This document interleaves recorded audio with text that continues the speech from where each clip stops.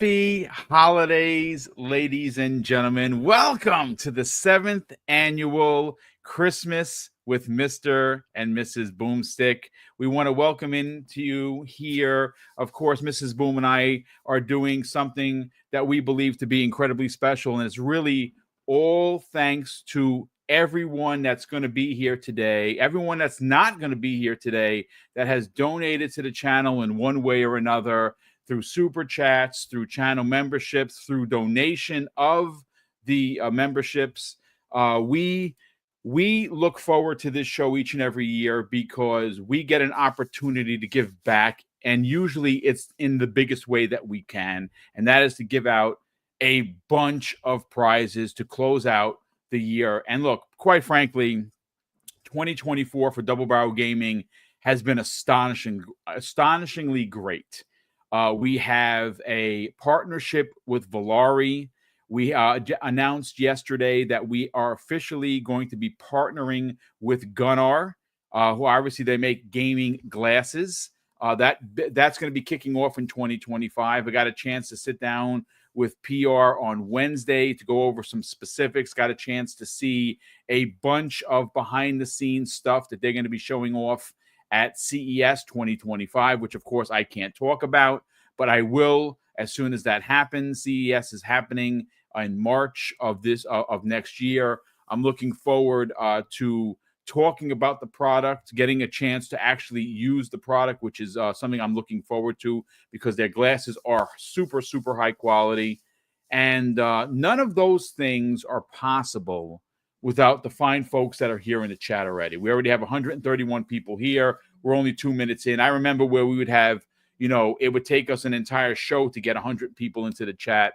And I know that it is not just the prizes. I know there's going to be some names here that got a shot at winning, and of course, everyone does. And there is a hashtag, which I will drop back into the chat momentarily a couple of times throughout the show. And all you got to do to win one of 14 prizes is just put that hashtag in. We use the giveaway tool thanks to StreamYards. Of course, it comes with the service that we pay for on a monthly basis, and it does the picking for us. And if you win, we get you a prize. And again, it's going to be $2,000 worth of prizes, 10 $100 gift cards, your choice of platform: Steam, Xbox, PlayStation, or Nintendo eShop. And the 4 grand prizes, which of course we upped the ante from 2 last year to 4 this year, are worth $250. And the difference this year is we're actually going to be handing out those prizes in cash, meaning that if you give us your PayPal, we will send you over your winnings of $250, and we will pay the transfer fee for it to get to you. Now, again, just so you know, I don't know if if PayPal charges you a fee to put it into your bank account. We're not responsible for that. Obviously, we can only give so much, but we will pay the transfer fee to get it towards you. And of course, it's our way of just giving back to the community that has been so generous and so grateful, so great with us over the year. Listen, we're gonna have fun with this one. We got some breaking news that happened yesterday regarding Jason Ronald. And if you know who Jason Ronald is, well, he's the guy behind the whole innards and what makes the Series X and S work. Him and his team have designed those consoles, and he has a big upgrade right before the holidays, which is congratulations to Jason Ronald. I got a chance to meet him. Korkenstein, you were with me when we got a chance to hang out and talk with Jason Ronald during the E3 festivities, or the X-E3 festivities in June. That cat he's a cool dude, very, very approachable, super, super smart. And he got a big promotion, which we're going to get into. He's also going to be showing up at the Lenovo event, which is very interesting, and some ramifications on why he's going to be there. And then the second half of the show, folks, listen, we're going to have some fun. We're here for festivities. We're here to hang out with you. We're here to give away prizes. But we're also going to be here to kind of tell our favorite Christmas stories. And again, it's just a personal peek behind the curtain. Now, I don't mind being transparent, and I'm going to try not to get emotional because my story is pretty deep. But Thank you for everyone being here. And Korkenstein, speaking of giveaways, you're doing a great thing with your channel, and you're giving away a lot of controllers. Hopefully that's going well. How are you feeling?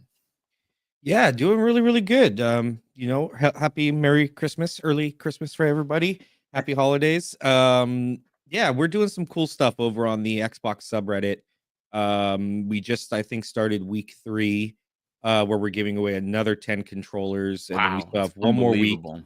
And then out of those 40 winners, one will win a white terabyte Series S console. So That is pretty dope, dude. yeah, head over, look at how to enter, and yeah, it's just all in the name of giving.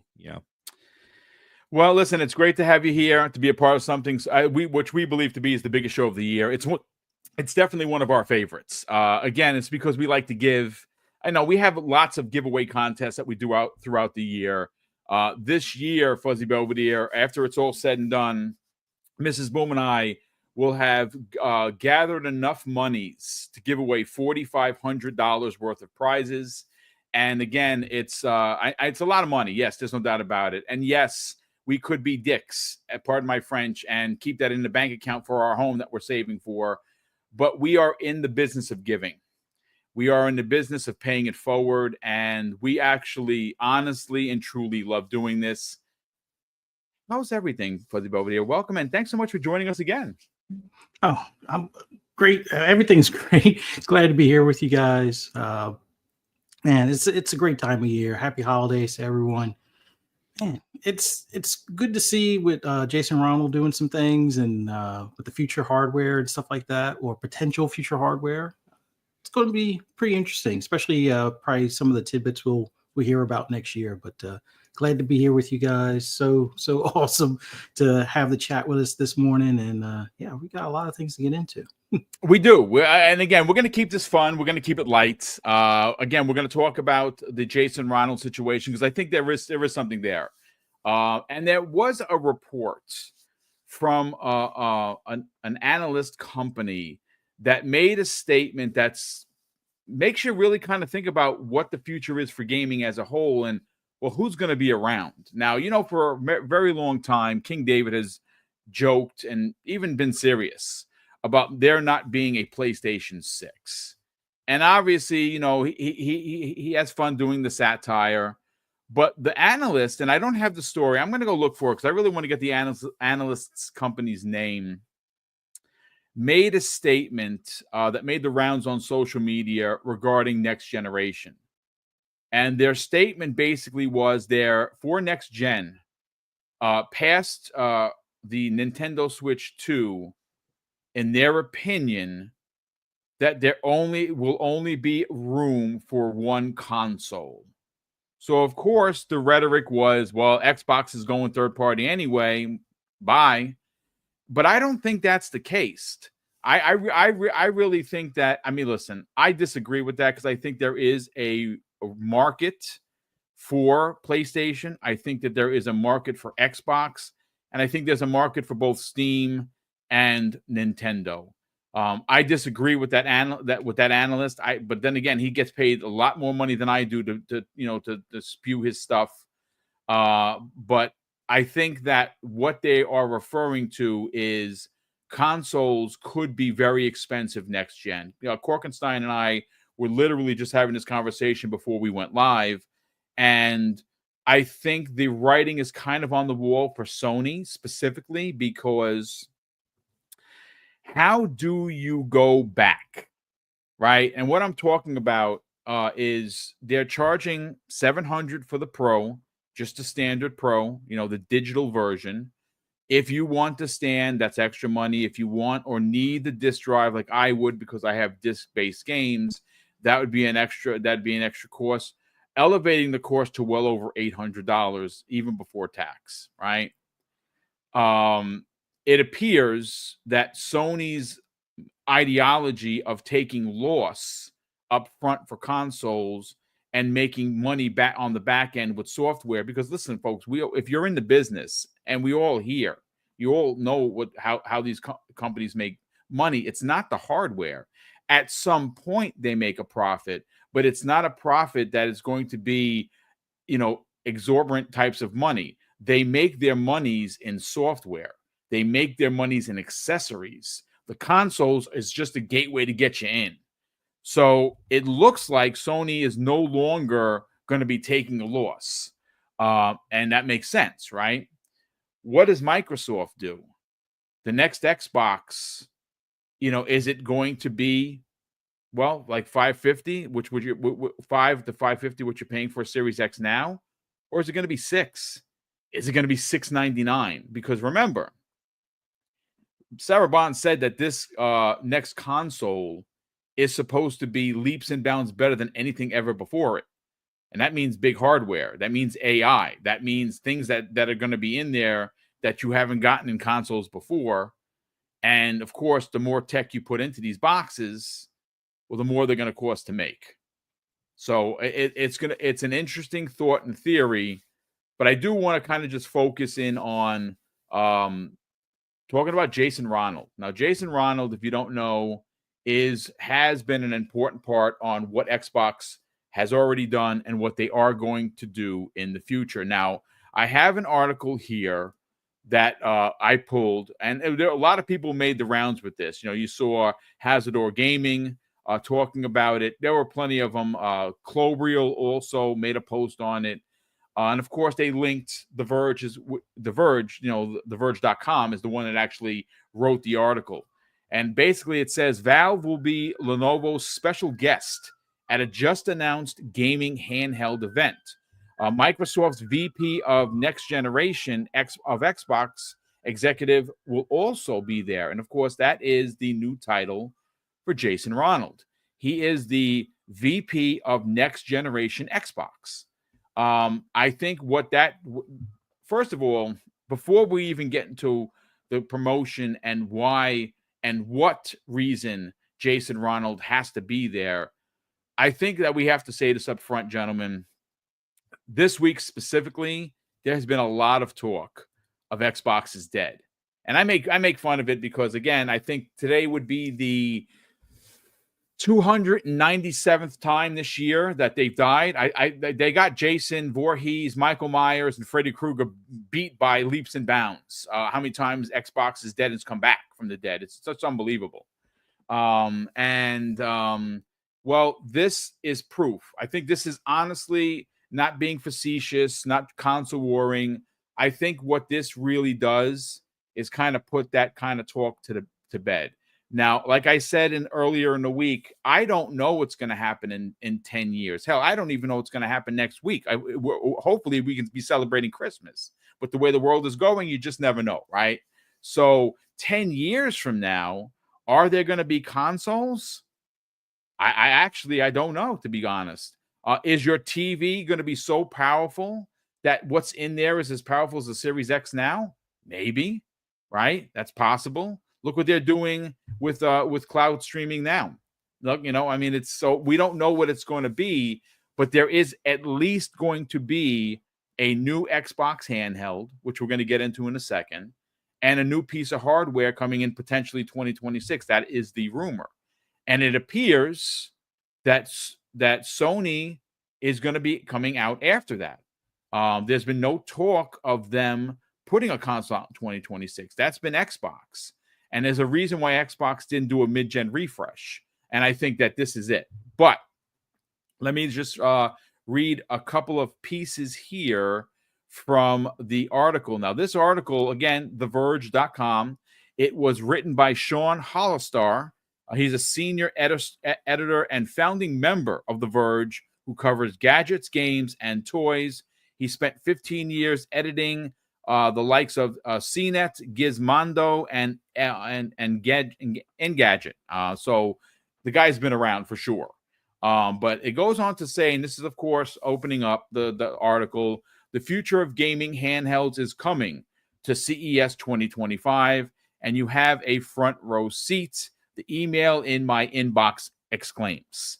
Let me translate. It looks like Lenovo just tactically confirmed it will announce its first Steam OS handheld in Las Vegas on or before January 7th, 2025. We're expecting it to be the Steam button-equipped Legion Go S that leaker Evan Blass revealed last week. And he goes on to say, why do I say that? The January 7th event titled Lenovo Legion X AMD, The Future of Gaming Handhelds, will feature a special guest. Valve Steam OS and Steam Deck co-designer Pierre-Luc Graphius will be there. Lenovo and AMD are calling him Valve's chief design architect for purposes of this event. Now, it goes on again. I want to keep reading because it does have a lot to do what we're talking about. It says in parentheses, most value employees are simply considered designers internally, since they fluidity switch between teams and tasks. I believe Graphias once told me he prefers the same, but it's true. He's been one of the few public faces of SteamOS and the Steam Deck, and it's a fascinating company, he goes on to say. But this is where it gets interesting, Fuzzy Belvedere and Korkenstein and chat. Graphias won't be the only intriguing choice of panelists on stage. Jason Ronald, Microsoft VP of Xbox gaming devices and ecosystems, will also be in attendance. But now he's being introduced as Microsoft's Vice President of Next Generation. We exclusively shared with you last week that the Lenovo will revamp its larger, seemingly Windows-based Legion Go with detachable controllers too. And we're also expecting Lenovo to hedge its bet with a Windows version of a smaller Legion Go S based on those same leaks. As it's also a reasonable bet, if not all of these devices will come with AMD's yet to be announced Z2 Extreme chips. So this is very interesting. And Korkenstein, I want to go to you first on this. And then, of course, I am going to catch up on Super Chats. I see there's a lot of new channel members, folks. I'm going to, once again, while Korkenstein has the mic, I'm going to be dropping that hashtag in there. And after this topic, we will announce the first 7 winners. Second half of the topic, which is, of course, we're going to get into our favorite Christmas stories. That we'll announce the next 7 winners. But, Korkenstein, I don't necessarily know if the newly appointed vice president of Next Generation comes to a Lenovo event and not have anything important to say. Obviously, we know that they're working on a handheld. Now, the question has been, is this going to be an Xbox-made handheld? Or is this going to be a handheld developed by someone partnered with Microsoft? Now, this is very interesting, Korkenstein and Fuzzy, because just the other day, Wednesday, more specifically, I had a bit of an epiphany live on the air because a bunch of months ago, and I didn't know this, Kay Asante had written an article that he believes that the next Xbox is going to be made by Microsoft. But at some point during the lifespan of that console, Microsoft is going to then sell the design on these consoles to places like Lenovo, like Dell, like Alienware, like many of the other places that make accessories that could very well make their own Xbox console. So now you're going to get an Xbox console from different manufacturers that are going to have, a specific set of specs that they have to adhere to play the games, but might be able to put a spin on more power, right? Now, that's what he wrote about. That's what we talked about behind the scenes. This CES event is intriguing because what if this is the test water for this handheld to be made like an Xbox, but by Lenovo rather than actually Microsoft? And maybe this is the, dipping the toe into the water for the next console. What are your thoughts, man? Yeah, it's going to be very interesting because, like you said, you don't really bring them on as like maybe it's just kind of like, oh, he'll be there. That's one thing, but as like a special guest panel, being there, especially invited. I mean, there's probably going to be some pretty big things. I know Phil said a while back that the handheld, I believe, is still in very early development, that kind Yep. of stuff. So maybe, this might just be them just getting the hype train started, kind of just showing concept stuff. I mean, it is CES. Um, we'll see what happens, but it's very interesting, and especially congrats, like you said, we got to hang out with him. That dude's an absolute legend to talk to, just a great guy all around, insanely smart. Hearing him talk about the tech that on quick resume and stuff, me and Wagerman, Alex, were able to talk to him for a bit as well, and just hearing him talk about the quick resume stuff and the concept and stuff and how that gets done is just mind blowing. The guy's just smart. And yeah, it'll be interesting to see. I mean, I believe they said something else with Steam as well. I think possibly some Steam stuff. I mean, this is stuff we've been hearing as rumors for a long, long time, and it makes sense. Bring out a handheld um that has Steam capability. It's with opening up, especially with Microsoft's current vision of putting Xbox on everywhere. Having Steam on a handheld with Game Pass, and it's a no-brainer. I can't see how something like this doesn't sell extremely well, where people can get all of their ecosystems into a portable device that they can take anywhere. It would be a very, very big, bold move for Xbox and a very smart move for them to do this and get some kind of handheld out that can do all of that. I mean, maybe I'm just, I'm not gonna be, I'm gonna be honest, I'll be kind of disappointed if that isn't the case. Because I think it's definitely a move where everything's kind of going and it fits with Microsoft's vision. So for them not to take advantage of that, granted, there's, stuff with Steam and, contracts and all of that stuff on legalities and everything that might make some of that, not as viable. But if they can, I cannot see that not being the top selling handheld and a new way forward for people, for Xbox to set a standard again that people are constantly chasing after and trying to jump on board with their stuff. So it'll be very, very interesting. Like I said, Jason Ronald going there it's got me pumped, got me hyped. I mean, there's a lot to be said about fastest first, right? Like that's something that I believe companies sometimes do to a detriment of a brand. But one of the I guess pushbacks from a lot of people in the community has been the way that Xbox has done some things in the last year or so, and of course, multi-platform being tip of spear. Um, they understand that they're in third place, and they're probably never going to leave third place. That's just what it is. But if they can take Xbox Game Pass and they can then make their first actual handheld, right? Now remember, Sony has had multiple handhelds. They're working on one right now. Well, the Nintendo Switch 2, it's gonna sell ridiculous. The Switch 1 just surpassed the PlayStation 2 numbers here in the States, and they're on their way eventually to surpass worldwide PlayStation 2 numbers. It's a matter of time. And this is going to be Xbox's first foray, if you will, into handheld gaming. And it's why I was pushing the envelope with my thoughts and theories, Fuzzy, about them putting out one next year.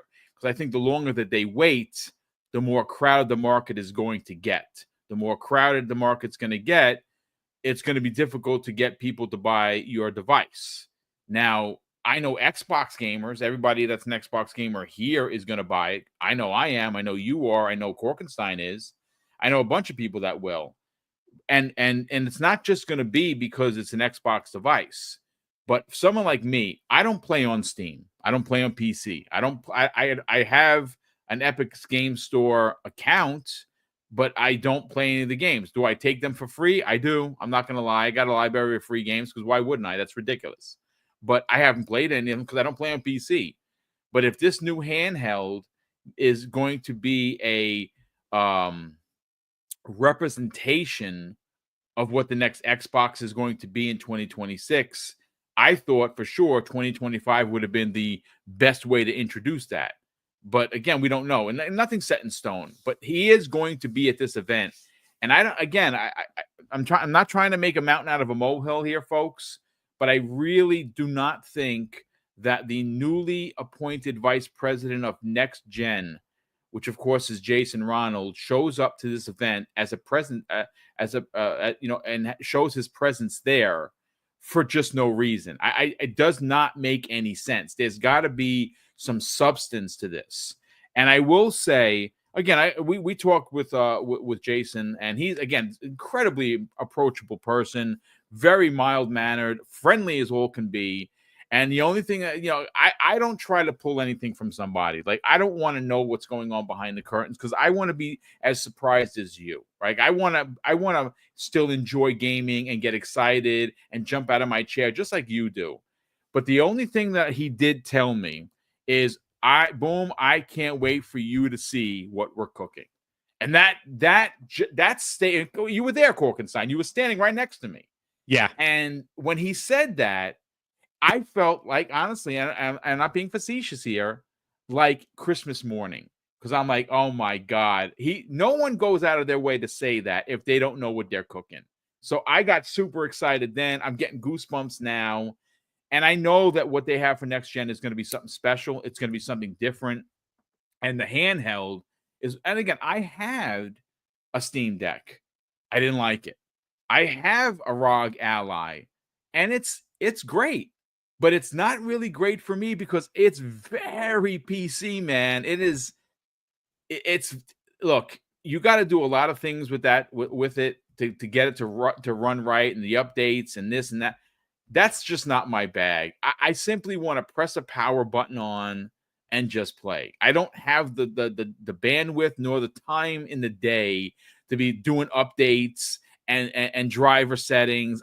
This is why I don't play on PC, folks. It's why I don't play and never will play on PC. But this, to me, is exciting news. But also, I think it really does put to bed the Xbox is dead scenario. I mean, I don't think Microsoft gives Jason Ronald a vice president position without having something for him to do. And obviously, we know that him and his team are working alongside the team at the Surface level, and they're putting their brain pans together to figure out what the Surface team is going to do and what the hardware team for Xbox is going to do. And I think we're going to be in for something super special. Let's get your thoughts on the promotion and why do you think he's going to be at this Lenovo event? Well, I think the biggest thing that we have to look at is how things are trending right now. I mean, look at how well the Switch has done this previous generation to now. It's finally surpassed the PS2 as far as in the US, as far as overall sales. There's been a lot of buzz as far as Xbox doing a handheld. We saw what Steam did with the Steam Deck, or what Valve did with the Steam Deck. Yeah, they've had their stumbles in the past with the Steam box, but the Steam Deck definitely came in at the right time, and it showed a lot of gamers overall that there is that potential to take your games on the go and play them at a decent fidelity and have a somewhat console experience. So for those that aren't quite ready to dip their toe into the PC space, it was a little bit of a good transition piece. Now, knowing that the people from Valve are going to be there and knowing that Jason Ronald's going to be there, I think the competition is going to heat up. Now, we've seen Valve and we've seen Xbox play nice. Xbox games are on Steam again, and they seem to be working well as far as the relationship, as far as the open store kind of concept, with the potential of having Steam on the next generation Xbox. But we've been noticing how Xbox has been leaning more or a little bit heavier into the PC space, and knowing that Gabe is a former Microsoft guy, he's seeing the writing on the wall. If he's not quite ready to sell just yet, he's got to make sure his future roadmap is still plentiful, or at least has other avenues to partake. And I've seen some of the test software or beta software, so you could take the Steam Deck OS or the portable Steam OS and put it on other handhelds, as well as potentially fixed boxes. And there's a few in the community that have basically turned their PC or even some of these mini PCs that you can buy into consoles, or a console-like experience using like the big picture mode with a few tweaks here and there. So having Valve there, I expect that there is going to be it'll be more of their software. And I think there was somewhat of a confirmation that Steam OS will be going on like a future Lenovo Legion Go kind of deal. So you'll have that console-like experience right out the gate. You don't have to fiddle with Windows on the Legion Go. But Jason Ronald also, with the future of Xbox, is probably going to be working with Lenovo as well, because they are a partner when it comes to the PC side of things with Windows.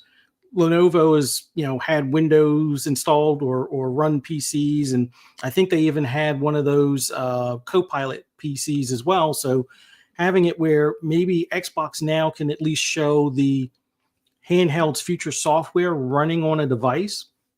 If those that are looking to buy kind of like a portable Xbox, this might show them the way. Now you can essentially already do that with a Steam Deck or a ROG Ally to some extent, if you're comfortable with doing some of the tweaking and stuff. But I think this will be the time that they unveil that working Xbox portable OS, or that Xbox OS that can kind of turn a PC into a console to some extent, or have that console-like experience similar to Steam OS or the big picture mode that's available through Steam. So I'm not saying that they're going to go at each other's throats.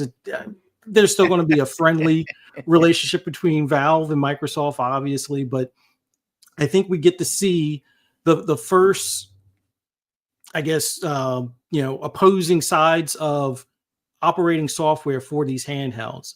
And for those that are going to probably want to stay more so in the console realm of things, the Xbox OS that they may display this coming CES, I think will be what a lot of people are looking forward to. A lot less having to worry about updates. Like, there'll still be updates just like your console updates.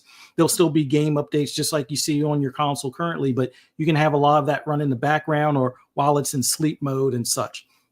So it'll be a lot more, I wouldn't say hands off, but a lot more user friendly for those coming from a traditional console to something in the handheld space. And then Steam will have it where, let's say you see that the ROG Ally is outdoing your old or original launch Steam Deck. Well, you can go get that ROG Ally X and then put the Steam OS on it and run your library that way. So I think that's what we'll see.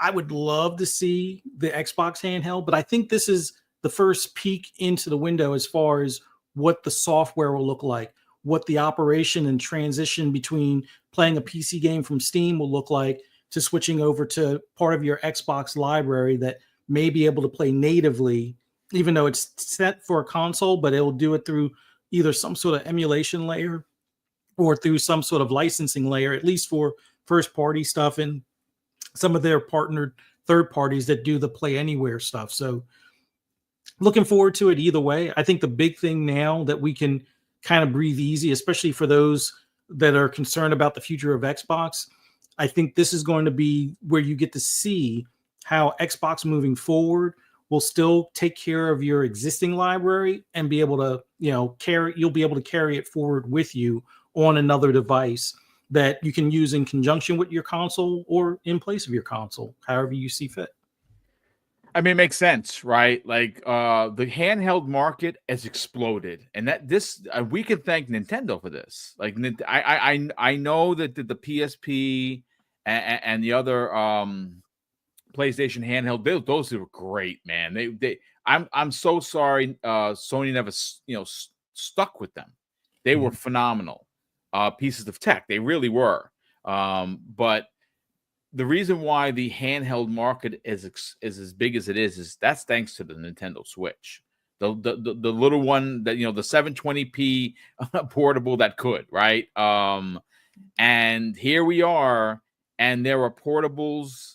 Of course, you have the mainstays. The Lenovo is one of them for sure. Obviously, the Steam Deck. Obviously, we've seen a couple of iterations of the ROG Ally, and there's a bunch of them out there. There's at least 10 or 15 different ones out there from companies that I've never heard of. So, of course, your mileage is going to vary based on who you trust and how tech savvy you are in order to get some of these things. And they're not cheap.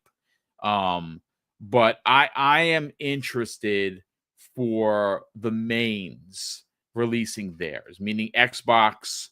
Eventually, PlayStation is going to have their own, where it's going to have hardware on there, where it's going to have a hard drive on there, and you're going to be able to download. How far is that out? I don't know. They're working on something, and obviously the Switch 2 is coming out next year. But it's really, I think, encouraging for any Xbox fan who's worried about the future of the box. Because again, I can buy a PC anytime I want. I just do not want to bother with it. And there are a lot of people out there like me, and it's not just because I'm an old man. There's a lot of people that just don't have the time. It's difficult in 24 hours to figure out taking care of a home, running 5 shows a week, making sure I'm there for Mrs. Boom, and oh, by the way, I still want to play Indiana Jones, or I want to play Call of Duty, which I still listen. I want to throw this out to anybody. Is anyone having issues? I cannot, for the love of gaming gods, get into my weapons tab in Call of Duty. Like, it will not let me change the weapons. Every time I click to it, it resets back to the loading screen. And I actually reached out to Treyarch, and I even tagged some of the Call of Duty sites, and I did get some responses, but it's to reach out to a dude that knows a dude on WhatsApp. Listen, folks, I'm not doing that. I'm not getting help from WhatsApp. I need to get help from Treyarch. I need to get help from Activision. I don't know what it was, the last update. So what I did today, I haven't tried it yet because obviously we're here in the show. I reset the cache on the Xbox. I'm hoping that happens because I want to play Call of Duty, and I can play, except I'm stuck with my 5 slot weapons. That's it. I can't get in to change anything, even if I buy a new skin. It's the craziest thing. So if anyone's having that problem, please DM me. Let me know if you fixed it, and maybe you can give me some help over here because I really want to get back to Call of Duty. I stayed away for like 10 days, and my first 4 matches, I was in the winner's circle 3 of those 4. So the old man still freaking has it. And I'm very happy and proud to say that publicly. Listen, gentlemen, this is the fun part of the show. And folks, listen, I know a lot of people are here.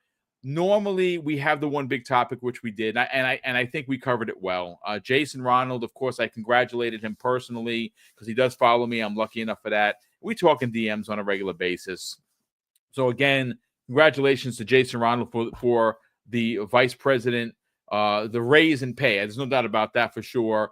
Nicest guy you ever want to meet, and one of the smartest guys in any room he walks in. So I'm very, very happy to have met him, had talked to him behind the scenes, and know that him and his team are, in fact, working with the Surface team to bring us the next generation of hardware, both in handheld and in console. And I think ultimately, at the end of this conversation is, if you were one of those folks that were concerned about next-gen hardware, you can take a breath of relief because hardware is coming. It's probably going to be the first one out the door. I don't know if Xbox is going to, how far Xbox jumps Sony. I think it's at least a year. That's just, and again, it's just an opinion. No thoughts or theories outside of that. If they do, this could be a 360 scenario where them getting ahead of the curve, and now they have the games, right? Now they have the games, and they have a service, and they have a bunch of things that we all enjoy, like Quick Resume and free cloud saves and a bunch of things that Sony isn't doing. And this is what could potentially push them towards market leader, because again, value proposition is still going to be an important conversation 2 years from now. It's going to be a very interesting next couple of years for gaming, but more specifically for Xbox gaming. Now, what I want to do before I read the first 7 winners, and some of the winners, they bring a smile to my face because they're such an important part, and it just goes to show you that when the picker, it just knows how to do its job. It's wonderful. I got to catch up on super chats. There's 20 of them here, so they're not all super chats. We got a bunch of new channel members, so I want to thank everybody who has become a channel member today. B Martin 001, Justin, Saint Reborn 311, Otis Live 356. Thank you so much for becoming channel members. We also have here any more new channel members. Okay, so we don't have any new channel members, but we have a ton of super chats, which of course I have to read live on the air. Mike Johnson, Mike, thank you so much for being here, brother. Salute to you. He drops a very generous $5 super chat and says, Merry Christmas, Mr. and Mrs. Boom. Thank you, kind sir. Merry Christmas. Happy holidays to you and yours. Hopefully you have a wonderful holiday as well as it being a safe one. Nightwolf 3186 drops a very generous $5 super chat. Nightwolf goes on to say, Merry Christmas, Boom, panel and chat, and happy birthday to me. Oh, shoot, that's right. Today's your birthday, brother. Happy birthday to you. And he says, glad I got off today. Enjoy the show, brother. Thank you so much for being here. I'm glad that you got a chance to kind of just, right before the weekend, enjoy your day. Today's your born day. Happy level up day, my friend. Let's see. We have Web Dave, who, by the way, if you did not know this, is the one that created the intro and outro for this Christmas show. I've been using it the last couple of years. So shout out to Web Dave for his unbelievable talent. Mrs. Boom absolutely loves it because she likes the dancing trees. It's adorable. So we love it. So thank you so much for that, Dave. And of course, thank you so much for the very generous $2 super chat. Dave goes on to say, Merry Christmas, Boom, panel and chat. TTS baby, indeed. We have here our very generous friend all the way from Hawaii. Aloha to you and your friends and family. Nino Vostek has gifted, as he's done before, 1 Double Barrel Gaming membership. So if you did get that, you got an entry into today's contest thanks to Nino Vestek. Thank you, brother. Saint Reborn 311 drops a very generous $2 super chat and says, Merry Christmas and happy holidays, Boom and friends. Indeed, Merry Christmas and happy holidays to you and yours, brother. Thank you so much for the generosity. Sith Lord, who's been a channel member for 32 months. My goodness. He says, happy holidays, everyone. Boom. Thank you for doing what you and Mrs. Boom do. I greatly appreciate it. Congrats to all the winners. 2025 is looking fire. Yes, I mean, listen, thank you so much for being a part of it. And you're the reason why we can do these big giveaways, because it is the entire giveaway and every giveaway that we do throughout the year is funded by the community. We don't make a lot of money on YouTube, folks. We just don't. We will eventually, but the truth of the matter is that without the support of the community through the super chats and through the channel memberships, we can't do any of this. And we're incredibly grateful to be allowed to give back to the community. James 176, my God, he's been a channel member for 53 months. He says, happy holidays, everyone. Salute to you, brother, for the generosity. And happy holidays and Merry Christmas to you and yours. We also have Julia here, who drops a very generous 250-pound super chat. So thank you so much for the generosity. Merry Christmas and happy New Year. Thank you so much and happy holidays to you. And let's hope that 2025 is going to be a much better year for everyone. Our good friend Smokey drops a very generous $10 super chat. And he says, Merry Christmas, gamers. Hope you all get plenty of screen time over the holidays. I will say that I've been playing less games. The only thing I'm playing now is G.I. Joe and Power Rangers because they're side-scrolling beat 'em ups and you can get in, you can get out. This has been the last 2 weeks. My workout schedule has been just wonky. I've been getting into work, but I'm not doing it in the way that I enjoy, where you're really like throwing yourself to the weights and stuff. I just don't have the time. But Thank you so much for being here. Our friend all the way from across the world, Eli Slomovich. Brother, thanks to see. I talk to Eli on a regular basis. Him, and King are always in the DMs, chatting it up. Thank you so much for the generosity. He drops a very generous $10 super chat and says, happy holidays, Boomsticks, and everyone to whomever celebrates. Enjoy the R&R and time with friends and family, and, of course, gaming. Indeed. Thank you so much for the generosity. OG Frost drops a megaton $50 super chat. OG Frost, thank you so much, brother, for the generosity. He goes on to say, thanks for making my long days at work easier with the podcast this year, and thanks to all of the awesome community. Merry Christmas and God bless you all, brother. Thank God bless you as well. Merry Christmas and happy holidays. Hopefully it is a wonderful one for you and yours. Parksy 1972. Parksy, what's up, brother? Great to see you here. He's been a channel member for 7 long months. Says Merry Christmas, Mr. and Mrs. Boomstick, panel and chat. Love from the UK. Indeed. Well, love here from New Rochelle, New York, brother. Thank you so much for the support. We also have a gifted membership here. No, let's see. I'm trying to move this up. Yandi Quizada gifts 5 double barrel gaming memberships. Wow, that is Yodani. Thank you so much for the generosity.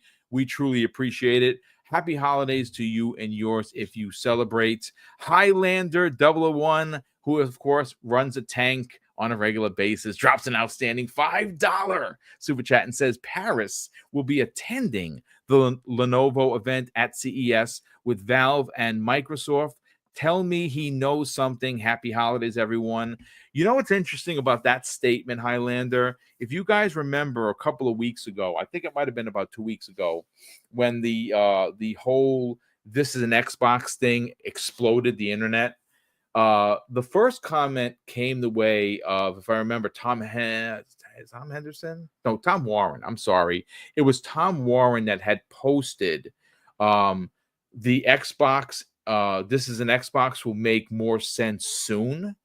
And then, of course, right after that, Paris Lily, did it. I think it was either an agree gif or he said something to the effect that, yeah, he's right. So maybe this is what they were talking about, the CES event that Jason Ronald, the newly crowned vice president of Next Gen for Xbox, is going to be at. But we will see January 7th.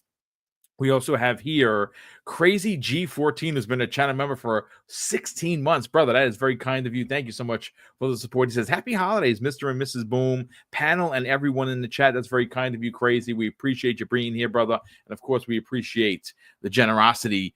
We have here Jay Rambert drops a very generous $5 super chat. And Jay, it's great to see you here as always. He says, great point by Fuzzy. I think Microsoft goes after Valve next year now that Khan will be gone. I mean, that would be... Look, at some point, Gabe is going to want to retire, right? Like he's getting up there. Now, he's much older than me. He's probably in his late 60s maybe. He's probably going to want to retire. Now, granted, he used to work for Microsoft. There was a lot of bad blood there.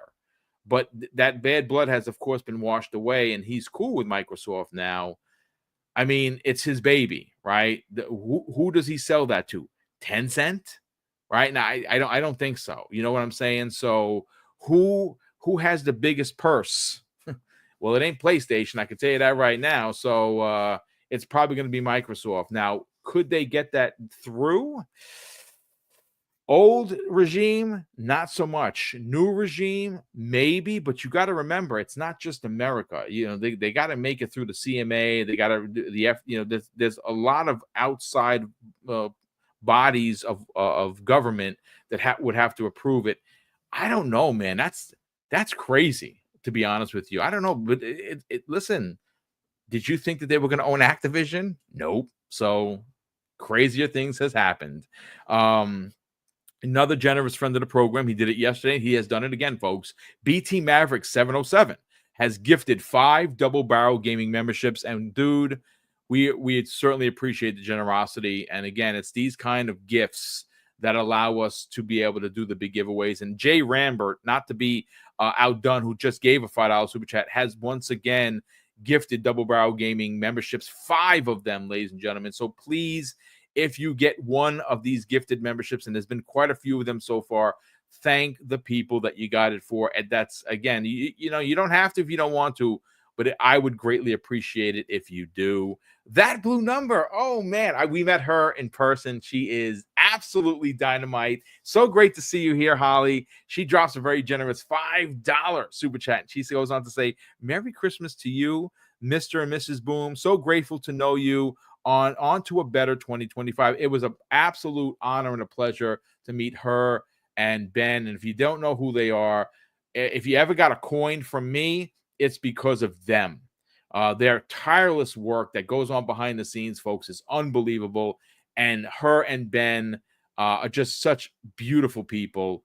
It's just wonderful to see her here. Thank you, Holly. Great to have you here, darling. Thank you so much for the generosity. Our good brother, Will Broke Boy Lewis, drops, oh man, this is crazy. Will Broke Boy Lewis drops a very generous $5 super chat. And wait, hold on a sec. Okay, so far it's going good. He says, question: Steam is privately owned. Oh snap, you're right. Company, right? Not a publicly traded IP. So if so, does that mean it needs to go through the FTC approval? You know, I don't know. Honestly, that is an intriguing question. And you know what? Shout out to Korkenstein and Fuzzy for not stealing his freaking question and answer, because you guys are the worst. That's all I'm going to say about it. So, you know what? I'm going to look into that, Will, because that is an intriguing thought. I don't know how that works. Boss Mod Lethal Papa, who's been a channel member for as long as the channel's been around, 63 months, says, Merry Christmas to you and the family. Boom. Hope you have an amazing day. Merry Christmas to the chat. That is very kind of you. And look, this is just madness, folks. We got a new channel member, just_Mel. Thank you for becoming a channel member. And Hargeet Chani, folks. This is probably the biggest super chat we've ever gotten in our existence. He has gifted us a $200 super chat and basically says, Merry Christmas, Double Barrel Gaming. Hargeet, that is ridiculously generous of you, brother. Thank you so much. Happy holidays to you and yours. We're gonna turn this stuff around and we put it right back into the channel.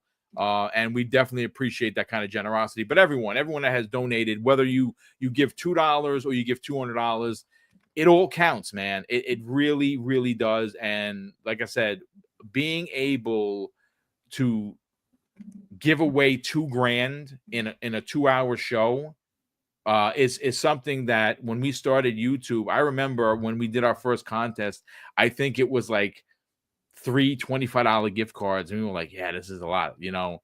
And here we are all these years later. And again, that's not thanks to us. That is thanks to you folks. We don't have people that want to invest in the channel and partner with us like we're going to do with Gunnar, what we've already done with the Valari gaming pillow. And we have a few more that we're not ready to talk about that I'm working on right now. And next year is going to be pretty crazy for Double Barrel Gaming.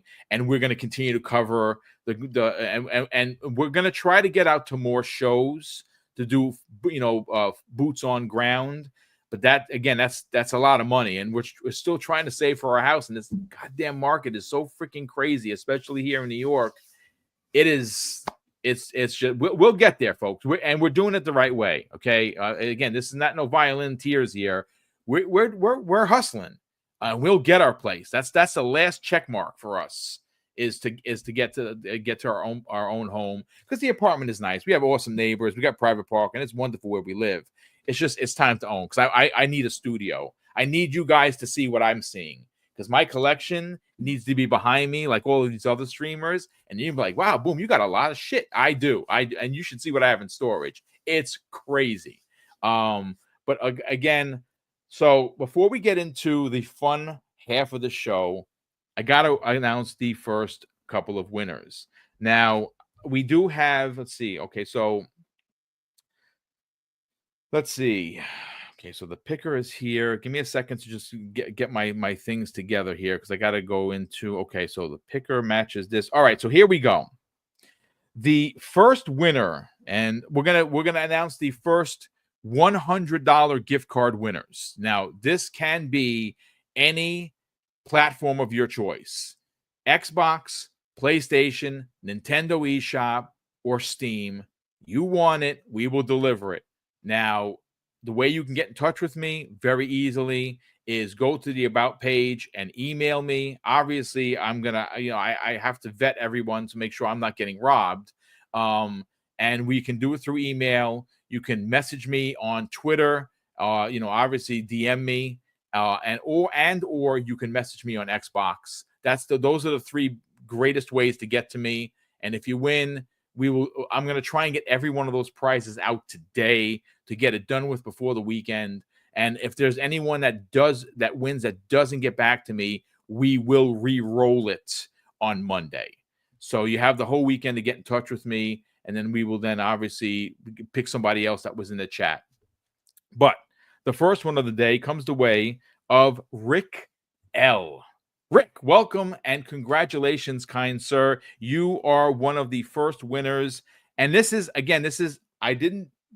literally just happened, folks.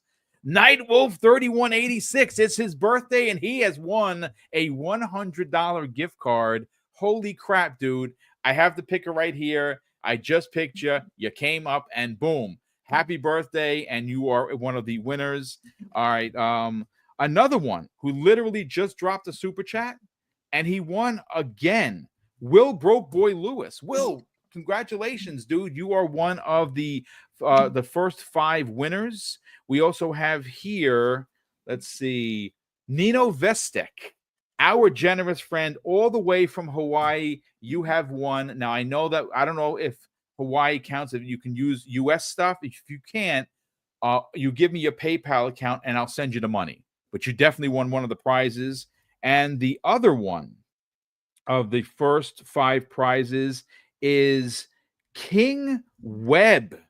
Congratulations, brother. You are one of the 5 winners. Now, these first 5 winners are the $100 gift card to your platform of choice. Now, folks, this is where it gets serious. We got the winners for the 2 grand prizes. These grand prizes are $250 cash prize that we will send to you only through PayPal. We don't use cash apps. We don't give the money in a paper bag to be passed to a guy around the corner, then to be delivered to you. We don't roll like that. So if you're one of the winners, you've got to get me your PayPal information. I will send that money immediately. Buy whatever you want. Buy Christmas gifts, whoever you want. Again, it's the big prize. This one warms the heart. And again, it's the picker, folks. Lethal Papa. You are one of the grand prize winners. Congratulations, dude. That is, again, I know you've had a tough year. And when I saw your name pop up, it just made me like almost want to cry. Like, honestly, we talk on a regular basis. He's not just the best modder in the business, folks. He is a good friend. And again, I love when the picker does its job, right? Second winner, and he's here all the time as well. And this brings a smile to my face. Sith Lord, you have won $250. That is freaking awesome. Now I'm gonna start picking the next 7 winners, and the next 7 winners we'll announce towards the end of the show. So stand by, folks. You got to be here. You got to drop the hashtag in there. I'm going to drop it in there in a second. And again, congratulations to all the winners. So let me just read that verbatim once again. The 2 grand prize winners comes the way of Sith Lord and Lethal Papa. You both won each a $250 cash prize that I will send to you via PayPal. The next 5 winners of the $100 gift card of your platform of choice is Nino Vestek, King Webb, Will Broke Boy Lewis, Rick L, and Nightwolf 3186. Congratulations to the first 7 winners, but that's not it, folks. We got 7 more to pick, so hang out. But now we're going to get into the fun part of the show, ladies and gentlemen, and that, of course, is telling our favorite Christmas stories. This is where we kind of get a little personal, folks. If you have a Christmas story that you want to throw into the chat and you want to share with us, we'll be more than happy to. I'll be more than happy to read it for you live on air, because again, this is where the caring is sharing kind of a conversation comes into play. Corkenstein, I want to start first with you. Christmas or Hanukkah or Kwanzaa or any of the holidays that are out there are important to each culture, to each individual person, and it doesn't matter what you celebrate. It's always about how you celebrate, and it's really not about how much money you have. It's about what you do and how you do it with what is given to you. And that's what makes the holidays special. I have been, and again, I'll get into my spiel in a second, but Corkenstein, for you personally, is there any particular, story that, like, just whenever you think about it, kind of just puts a big old cheese smile on your face? First, I want to say congrats to all the winners and everything like that. Totally awesome. Those are some great guys that won. I was gonna joke around with Will Broke Boy Lewis and be like, not only we do me and Fuzzy steal opinions, we steal gift cards too, homie. That's so I love it. But yeah, for Christmas, every year we have a tradition with my cousin, my dad. We watch National Lampoons. That's awesome. Christmas Vacation. And yeah, it's something really, really fun. We've done it for I don't know how many years now. It has to be at least like 15 that we've been doing this. And yeah, it's just always a good time. That movie's just a classic, just in time. But yeah, that's probably one of the biggest things. Another one is, being from Hispanic culture and family. Going to my aunt's house every year for Christmas Eve for tamales and menudo. So yeah, fresh menudo too, made straight from scratch. Wow. And it's so like those are my 2 biggest things that I always look for, and it just always brings a smile to my face every Christmas is tamales, menudo, and Christmas Vacation. That's freaking awesome. Nothing makes me smile and also have a bit of a tear is when I think back to the way Christmas used to be way back in the days. Anyone in the Hispanic culture will know exactly what I'm talking about. Now, I may not look Hispanic, and I don't, because I look like just a regular white guy, but I have Spanish, tremendous history. I just don't speak it.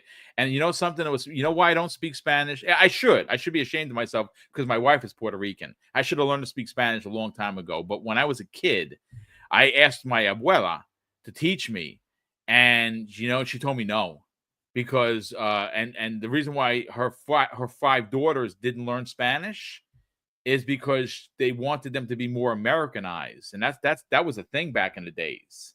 Because my grandmother originally came from Spain, Madrid, and then they moved in. They lived in Puerto Rico for practically her whole life until she moved here to the States. And this is everybody in it, and it's not just a Hispanic culture. It's just everyone will know exactly what I'm talking about. There's that one person that you have in your family that everybody converges to for the holiday. For us, it was Christmas Eve. And that's when you saw your cousins you haven't seen all year. And my grandmother's apartment was, she lives in the projects, right? On Yates Avenue in the Bronx, folks. And the apartment had 2 bedrooms. It was small, right? For a 2-bedroom, it still was relatively small. And I don't know how we packed like 20-something, 30 deep people into that apartment, but that used to be the spot.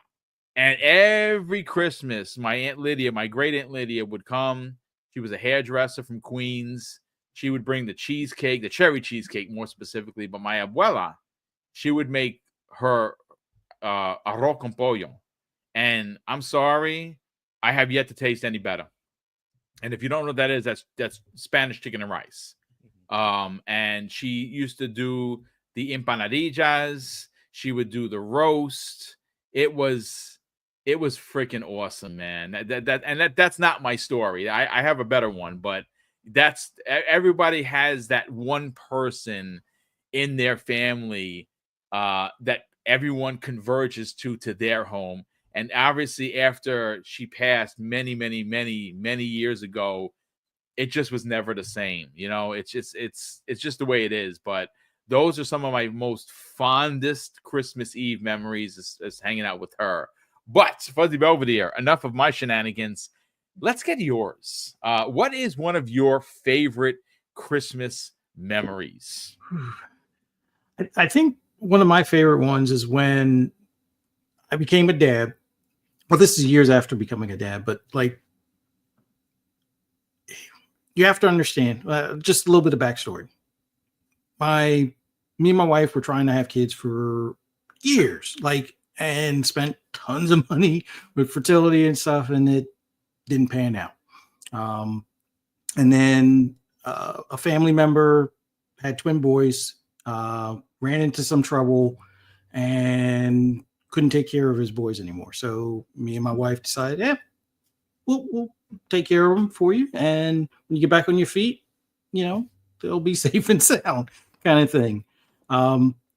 So basically we had the boys since they were age 10 or a little bit before they turned age 10. So I want to say this was probably their 12th or their birthday is in October. So they had already turned 12 at this point. So this is like our second or third Christmas with them.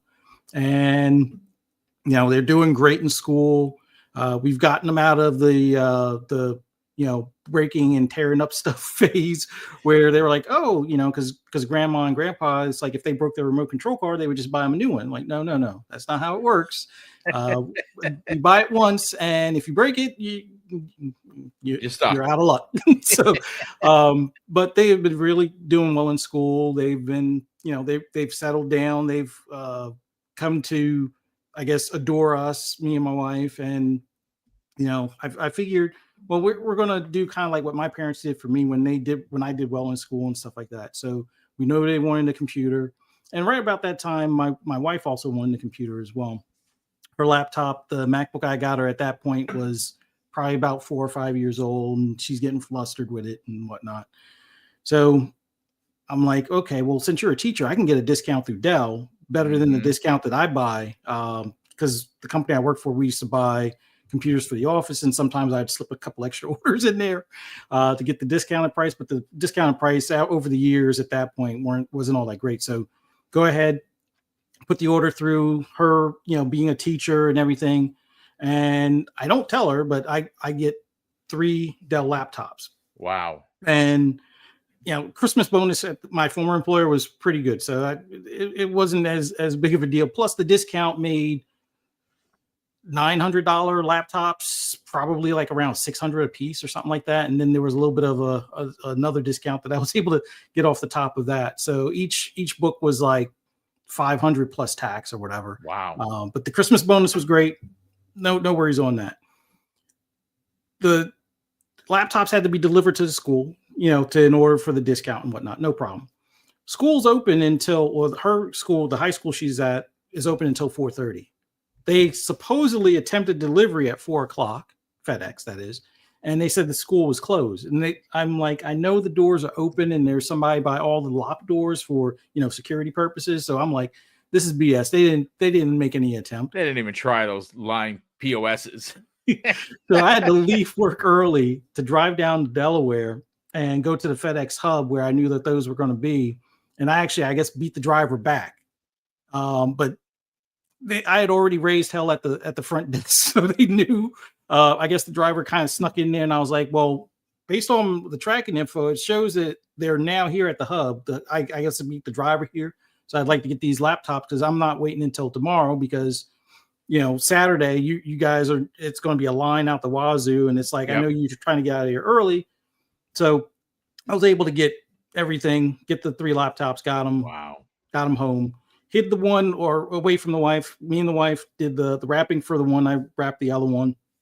And the boys, they were kind of antsy on what they were going to get. And we would always, pull their leg and be like, oh, socks, long johns, it's cold out there. You need that stuff. And they're like, so Christmas morning, like now I had already hid those, like, how in like the Christmas Story thing where he hides the BB gun behind this, like the dresser or something like that. I already hid their laptops over there.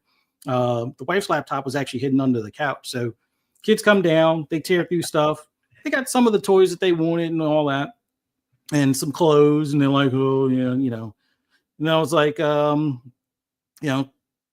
you got like 2 more gifts under the tree, and the last 2 were socks. And I could see them opening it up, and they're like, I know they're like, is this it? And I could see one of them's eyes starting to water. I'm like, whoa, that's not it. Just make sure those fit, or at least take them out of the box. These were socks from grandma or one of your grandmothers. So just be easy. But I was like, look behind the tree, or look back at the table behind the tree, see if there's anything back there. So they go back there, they get them. And I guess they could tell what they were right off the bat, because it's like a small, heavy. Those kids know everything. Let me tell you something. There's no surprise in that. So it's like, it's no way it's clothes. It's like about the size of a clothing box, but there's no way the clothing is that heavy. So they start tearing through the boxes and everything. And I could see their eyes like, explode. Like now they got these laptops that they wanted. And I made sure they were good enough for gaming as well as their schoolwork. And I was like, that's the primary thing. This is for school, but they're good enough so you can do games. So you don't have to, worry about sharing that one X, because they had an Xbox already at that point, old, like the VCR Xbox One.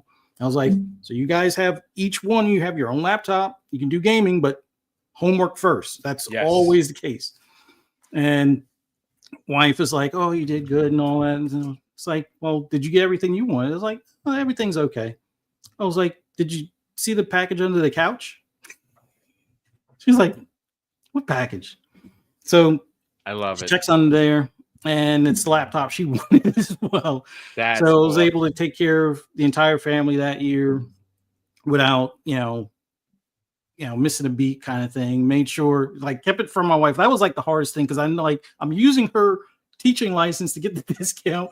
I'm like, yeah, I'm getting 2 laptops, and somehow I was able to squeeze in the third one. And yeah, for me, that was like the best Christmas, just knowing that everybody was happy and kind of had a surprise, or surprise them in a way that they weren't expecting, kind of thing. But yeah, I love this time of year. I got tons more, but most of mine were when I was a spoiled brat kid. And like I said, my parents kind of spoiled me. So, but it was good to return the favor, in a way. So, I love my family. So took care of them. I mean, listen, beautiful stories so far, gentlemen. Great stuff. Great. Thank you so much for sharing. Those have been awesome. And again, this is what it's about, right? It's about the memories. It's about making the memories. It's about making someone else smile. It's about, doing the right thing for others. Again, so let me just bring up the gentleman's name. Hold on just a second, because this is a cool story that I want to read. Let me see if I can find it. Hold on, crap.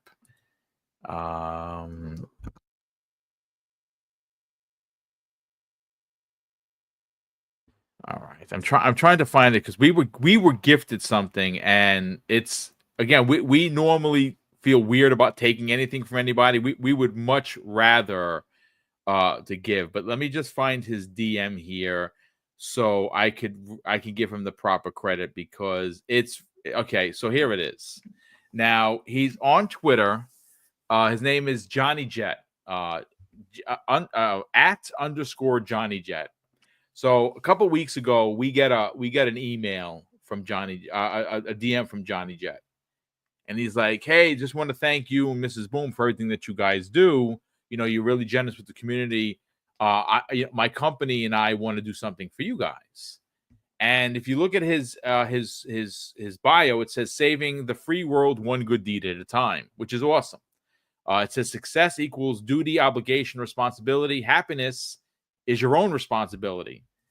and he has a company, folks. No, let me just find it. Let me just bring it up right now to give you all the stuff right. Give you all of the information here. Give me a second to pull this up because this is really, really freaking cool. So he has a company in Louisiana, and he has a food company, and he says that he wants to. I'm gonna read it verbatim. He says, "Hey, brother, been watching for a long while, and you're the man. Let me know if I can treat you and Mrs. Boom to a turducken dinner this holiday from my company. We ship to tens of thousands of them each and every year." Basically, what Johnny Jet did is he bought Christmas dinner for me and Mrs. Boom, and he sent it to us from his company. And I've never had a turducken before. I didn't even know what it was. And I said it to Jose, and she was like, "Are you kidding me?" And she goes, "Should we accept it?" And I'm like, "Well, I mean, the guy's being, he really wants to do it. So, because again, we're not takers, folks. Yeah, of course we take the super chats because of course it's like they go into one bank and go out in another. That's just so. Of course, we're going to take the super chats and the channel member chats. But when it comes to people sending us stuff, it's not that we're too proud or too above it. We would rather give than take. But yes, the name of his company is Creole Foods of Louisiana. And it's freaking really cool that we got a whole Christmas dinner sent by someone who I've never met. And that actually happened. So shout out to Johnny Jet and his company, Creole Foods of Louisiana. I cannot wait to sink my teeth into a turducken. Again, I didn't know what that was. If you don't, it is a turkey in a chicken and in a duck, or the other way around. I'm not sure how that works, but I'm very interested to try it. And that, again, it's just a really cool small story. So look, I got a story now. Again, I'm gonna try and keep it. I'm gonna try and keep it together because whenever I talk about my pops, I fall apart. And then of course I will then pick the winners. I got 2 so far. I got to get 5 more. I was so enveloped with the stories. I was just sitting there like a fan listening instead of actually doing my job and picking the winners. So we will pick the next 5 winners in a second. But look, most of my favorite Christmas stories, at least for me, have always involved G.I. Joe. If you know the story of G.I. Joe from the 80s, not the 70s, because I had those as a kid. I was born 1970, folks, so I'm an old man. And my pops brought home, the G.I. Joes with the lifelike beards. Those were okay. I had the yellow helicopter. I had a couple of the Joes. They were okay, right? It's fine. But for my 12th birthday, G.I. Joe, the 3 3/4 ones came out, and I was infatuated with them. My first G.I. Joe I got for my birthday, my 12th birthday, was the Vamp Jeep that someone stole the figure, which was Clutch, right? And it was the only freaking one there. And I bought it from my mom. Took me to Play World, which used to be a toy store back in the 70s and the early 80s. And someone stole Clutch. Of course they did. And it was the last one. So the lady at the counter was like, "Well, pick a figure." So my first figure ever was Stalker. That's my dude right there. And so I picked Stalker to replace the stolen Clutch, and I wound up getting Bazooka. Not Bazooka, Zap was the bazooka, the guy with the bazooka. And from that moment on, like, I was infatuated with G.I. Joe. As a matter of fact, and again, you've heard me say this before, maybe you didn't. The whole premise of me actually becoming a police officer was because of G.I. Joe. Like, just seeing them help people, I was like, that's what I want to do with my life. Now, I was in the military also. I was in the Navy during Desert Storm. But my real service came to the New York City as a police officer for 21 years. And it was because of G.I. Joe. So most of my greatest Christmas stories have always involved G.I. Joe because that's what I always asked for. And, so my dad, if you didn't know, was just a blue-collar dude, right? He was a taper. Taper is what, like when you're building a home and the framers come in and they frame the home, and then the sheetrock goes up. The tapers come in and they make it look like one piece. And my father was like a Picasso. He could float walls, and he'd make seams disappear like Houdini. And he was the best in the business. And for many years, he worked for a union like everyone does. And then he ventured off to make his own business, Tritone Drywall.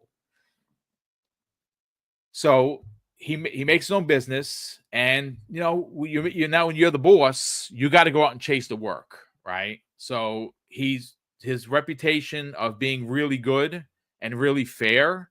I'm every bit a representation of my pops. Like I'll say it like live on the air. I don't think I can ever get up to his level, but I try. And there was one particular job that he got. He got hired by Whitney Houston, the singer Whitney Houston, and he used to do most of his work out in Jersey. And she had a ginormous sized mansion, as you could imagine. And he built her studio.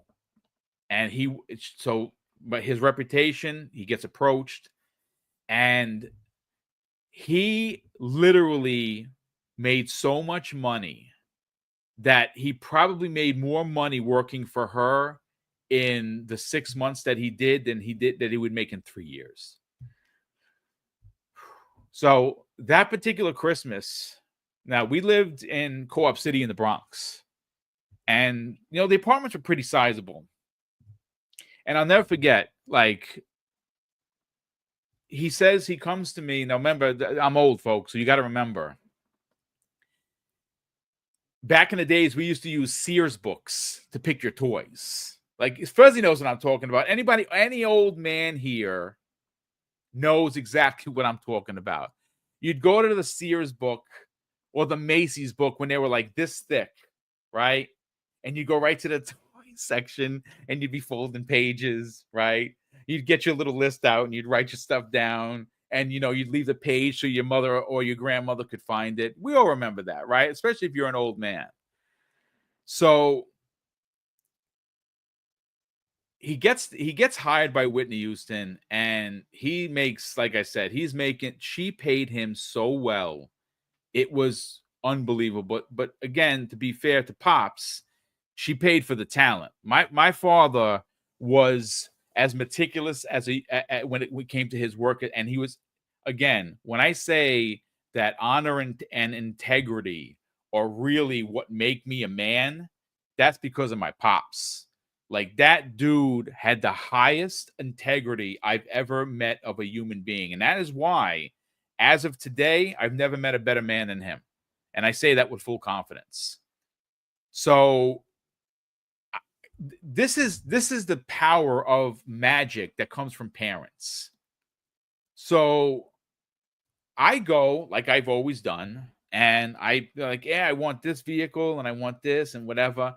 And you kind of hope for the best, right? Like, anyone in the chat knows that, you go and you pick something and it's not a guarantee, right? Like, you're not sure to get this. So that Christmas morning, and again, folks, I'm not making this stuff up. I'm not thinking about, maybe it's different because I was a kid. No, if I was walked into what I'm going to tell you I walked into as a man, I would have fallen on my ass. So this is the magic I'm talking about with parents. I don't know where the F they put all this stuff. Like, it was ridiculous. So just imagine, and I can't show you my living room, but just imagine your living room in Co-op City is 12 by 24 feet. Pretty sizable living room. So when we were growing up, in the corner of the living room, all the way to the back, is where the tree would go, right? We had a nice big old plastic 7-foot tree that we used to decorate with homemade stuff. We did all the nerdy kid stuff that you would do. You know, the prizes from the cereal boxes used to put on there, the stuff you used to make in school with the glue sticks. You remember all that? You got kids, right? You understand exactly what I'm talking about. And we thought it was the greatest thing since sliced bread. And I look at it now and I'm like, man, my parents are good. That thing is ugly. I'm not gonna front, but right? You guys know what I'm talking about. So we wake up Christmas morning, right? And we come running down the hallway. Our room was in the corner. Our parents' room was over here and had this long hallway that would get into the living room. And we come out of the living room. I mean, we come out of the hallway, and at the front of the living room, you see like packages. And I look at my brother and I'm like, I mean, did we get like burglarized or something? Why are the packages over here? Why are they not in front of the tree? And we come around the corner, and there are, and folks, I'm not kidding you. There are presents from the start all the way to the back. I don't even know how they did it, to be honest with you. Where did they hide all this shit? I have no idea, but they did. And that particular Christmas, I didn't just get one thing from G.I. Joe in that catalog. I got everything in that catalog. And my pops sat with me and meticulously put on every one of those stickers on every one of those vehicles for hours. It just, and again, he looked like he was having more fun than me. And again, I've never had that happen ever again. Like, that was the one freaking time that we felt like we were the Rockefellers. And it was crazy, folks. Again, I'm trying to keep it in. I'm trying to keep it together as the host here. But my God, again, when we came around the corner and we saw it, the tree is on, and there are freaking presents from the corner of that living room to the foot of the hallway. I don't know when they wrapped it, and again, the apartment was pretty sized. Where did they put all that stuff? Like, did they literally have like a portal somewhere that we didn't know that they kind? Because again, I'm not gonna front. I didn't always go looking, but sometimes I poked a hole in a present, just to kind of see if it was something that I really wanted. I got in big trouble. My mother whooped my ass for doing that one year, and I never did it again because she was quick with the strap. And again, even though my mom didn't speak Spanish, she knew, and she was very quick with the chancleta, where she would whip that thing out, and it would hit me in the back of the head from across the room, around the corner, and up the stairs. So she knew exactly what she was doing. Everybody knows what I am talking about. But yeah, I mean, that's my story. I can't believe I kept it together. I again, there were a couple of points where I nearly broke. But yeah, that's probably my favorite Christmas story, because again, it's something like out of a movie. My pops spared no expense that Christmas, and it was just crazy. Like, I don't know what else to say other than I got everything on that freaking, when you open up, it's usually with like Star Wars or Transformers or G.I. Joe specifically. When you'd open up the Sears book, it'd be a 2-page spread. And you're just, as a kid, you're like, I want it all. I got it all. And I didn't, and some of those vehicles, like, they were, I don't remember what the biggest one I think that we got. I mean, might have been like the what the hell was it called? It was the Cobra Raven. That was one of them. That thing was the Cobra Raven. The box was like this freaking big. It was crazy. But yeah, that's my story, folks. Thank you for bearing with me as I was very long-winded. And I appreciate and love you all for for hanging out. So let me do these last couple of picks. Let me get to the picker, and we will pick winners verbatim. And so, you know what? While I'm doing that, because I don't want dead air, because that's not what we're about here. You know what I do want to talk about real quick that not a lot of people are talking about, and I think there's something to be. It's another really feel good story for gaming, and it's a triumph for GCS, the people that make Stalker 2, GSC Game World. I always mix up the letters. Why I bring them up and why I want to kind of talk about it while I pick the last winners is because there are a couple of really, really important happenings for them in the last 2 days that I didn't see get a lot of coverage. I'm going to be honest with you.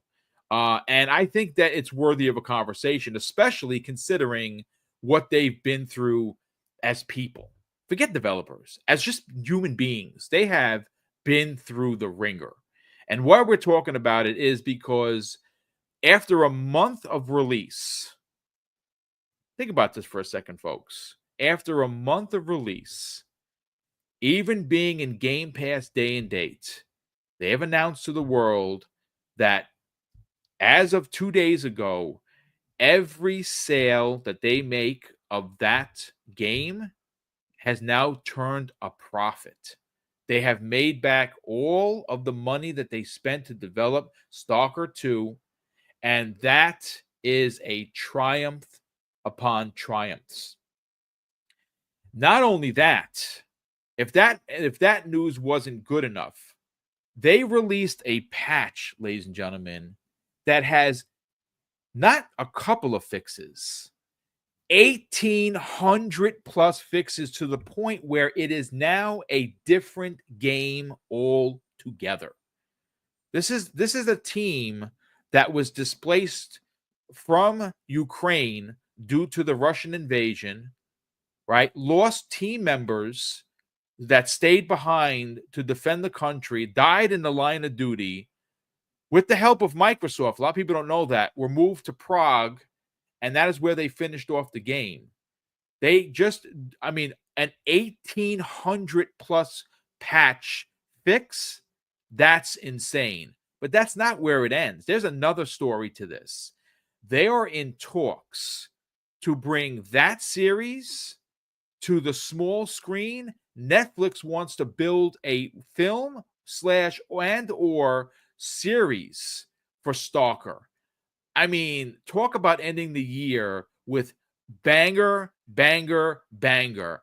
Let's get your thoughts, Korkenstein, because I love this story. And again, not a lot of people are talking about it. And I'm glad that I actually kind of missed on doing the picking, because I might have, skipped on talking about it, but we're here. Please take it away. What are your thoughts on the little studio that could? I mean, that's amazing. I mean, you are absolutely right. I mean, maybe it's just because I've been so wrapped up with work and holiday stuff that I haven't been able to actually keep up with it, but that's amazing. I didn't hear about it until you just told me about it right now. But I mean, especially coming from previous QA background in gaming, 1,800 fixes is insane for a patch drop. That takes a lot of work. That's something that it almost sounds like it would probably break more than it would fix with that many changes happening in a game. But they pulled it off, and it's just a testament to how great a studio and the developers are, especially in the times like you said that they've had. It hasn't been the easiest or the best for them. Awesome for I think that's a series would do very, very well for that game. There's a lot of history there. There's a lot of very really cool things I can see visually that they could do, and for story wise. So I'm super excited for that. I really hope that definitely gets greenlit, and they move forward and the developers get heavily involved. Microsoft gets involved, and we could really do some really, really cool stuff with that. I definitely watch it from start to finish, because I want to know more after playing the Stalker 2. I don't want to do some, like YouTube video of previous games, because I never really got to finish the first one or really play it all that much. But I would love to see more from that universe. So yeah, good on Netflix. Good on GSE Game World for that patch update. That's insane. Those many fixes. So awesome job. Yeah, it's nice to see that they didn't just rest on their laurels. I mean, listen, the game had some issues, and unfortunately, not that it's okay, because it's never okay. But like, this is one of those situations where you're like, you know what? We're lucky to be playing this game. Like, at this point, I'm still absolutely blown away that they were able to finish this game, considering where they were and where they are now. And on top of that, not only is the game turning a profit for them as a company, which is awesome, but all 1,800 plus fixes. Like, that is just bonkers. You don't get that in a game's lifetime, let alone the first major patch. Fuzzy, let's talk about it, because again, this is the company that the little company that could. They didn't rest on the success of it because a lot of people really enjoyed it. I played it. I had some issues with it. I'm going to obviously download the the fixes and play and start. I'm going to start from scratch, because I had an issue that was known to them where I had stick drift even though I didn't have stick drift. So it was it became a little bothersome. So I'm like, you know what, it's fine. I'm happy the game exists. I'm happy that it's getting good scores. I'm happy that people are buying it. But this is a really big deal. They're in talks with Netflix now. Obviously, it's just in talks, but the fact that they want to make a series sounds very, very exciting. And of course, you got the big you got the big update with the 1,800 fix. But more importantly, and I think this is really, for me as a small business owner with Double Barrel Gaming, it's really nice to know that after only a month of being out, after all the delays, being an Xbox Game Pass, it's now turning a profit for every copy they sell. I love it. I love the story. Oh yeah, it's awesome to hear that they've been able to recoup what they initially invested as far as the production of this game and everything, and they still have a ways to go, because there will be a multiplayer component at some point.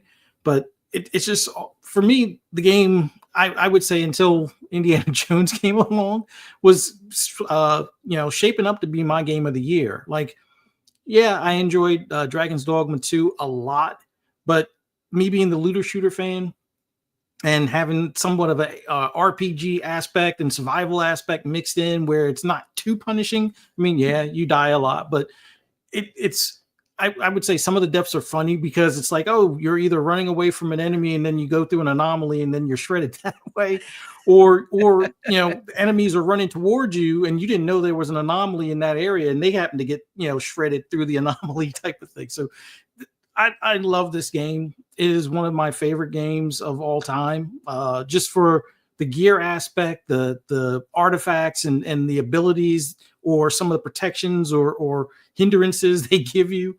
The fact that there are so many different outcomes and choices within the game that actually matter. Like, sometimes you can make a decision and it's like, oh, it didn't really affect anything. It's like, oh, let that guy die. And it's like, no, you let that guy die. And then the people that were friends with him find out, and you come across them later, they're out to kill you right off the bat. Or somebody's watching, you watch them let them die. So it's like, they want to set you up. Then it's like, this game has just so much to it. And to hear Netflix is considering it for a series, I hope it comes true. Just for the fact that there is a lot of lore. Like, even if you've never played the original Stalker, there's a lot to Stalker 2 in itself.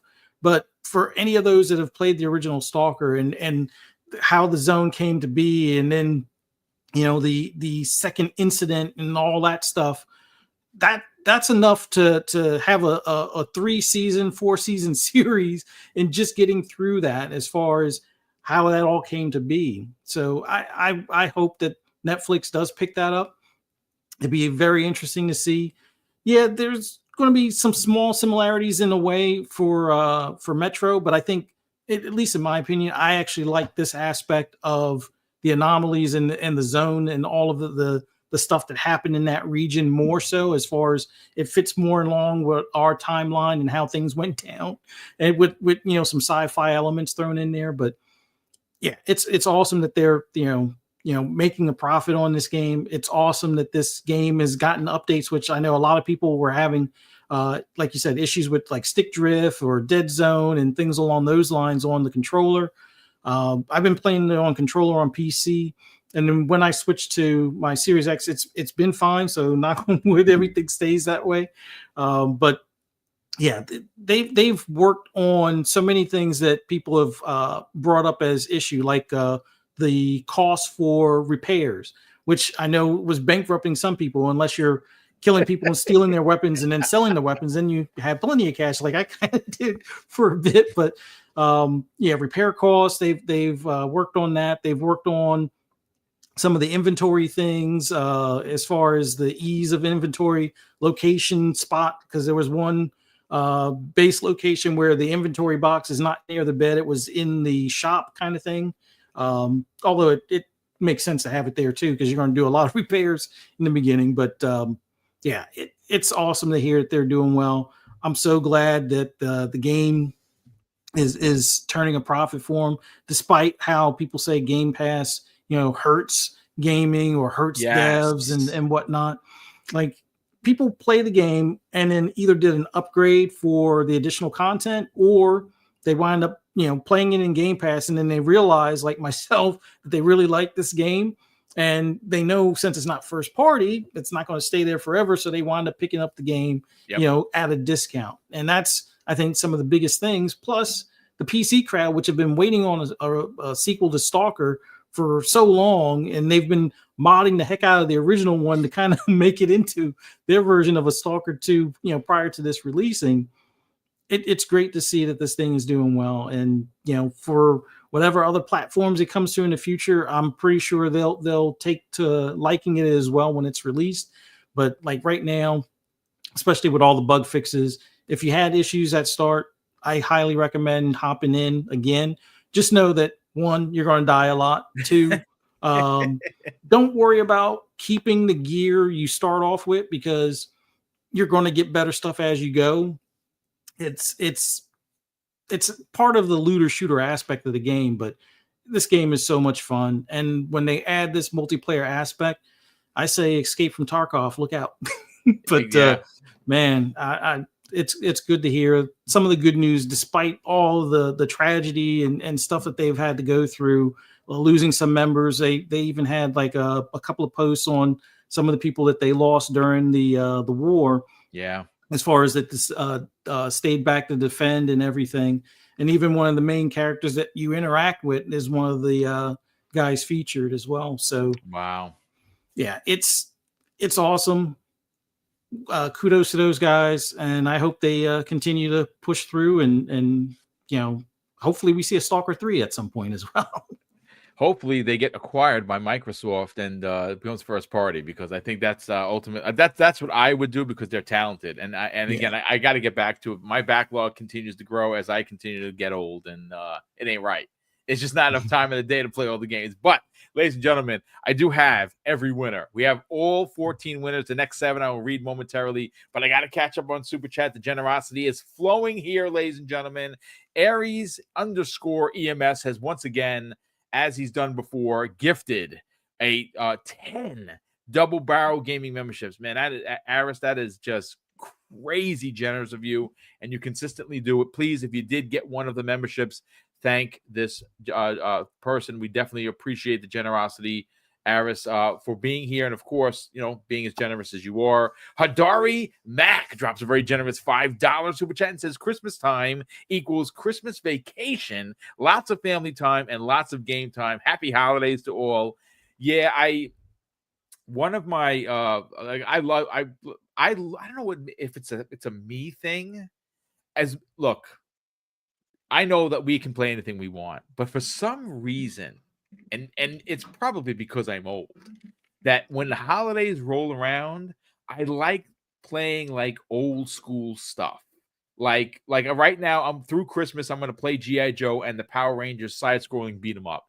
I don't know what it is. Now, honestly, it's a bit of a palate cleanser for me, because I've been playing Call of Duty and Indiana Jones like it's going out of style. Even though I can't switch my weapons, but I still been playing because I have good weapons. So I am still coming in, in the winner circle. So I'm doing something right. But I like going back old school for some reason. Again, it's probably just a me old man thing. But Hardari, thank you so much for that. Elemento Pio, what's going on, brother? Nice to see you here. He drops a $10 super chat and says, your Christmas story also brought back memories at my abuela's house in the Lower East Side projects. We'd stay up until 2 a.m., tons of family, songs, food, and laughter. Feliz Navidad to the panel, as well as to you and your family and friends, brother. Thank you so much for that. Yeah, I mean, that was the thing. Again, for us, it was we got a chance to see cousins that we wouldn't see during the year. So everyone would converge, and she had 4 daughters.